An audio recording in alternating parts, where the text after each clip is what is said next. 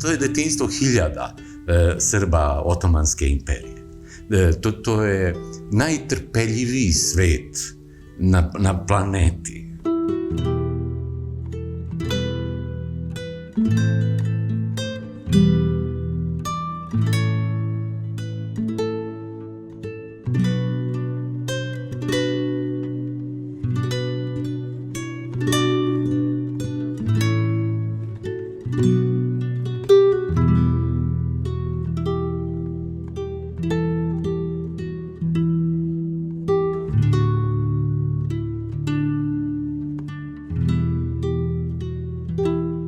Neke ranije generacije su ga toliko poštovali da su ga čak i svetim smatrali.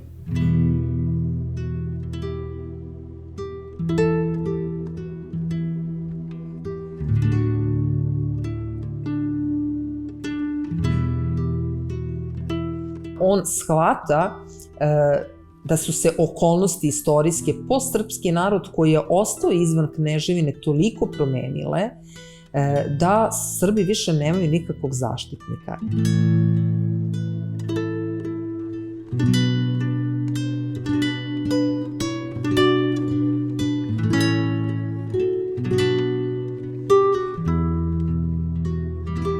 Taj čovek je isplanirao da mi danas u njegovu palatu uđemo i da ta palata hrani i dan danas nekoga, da hrani siročad duha.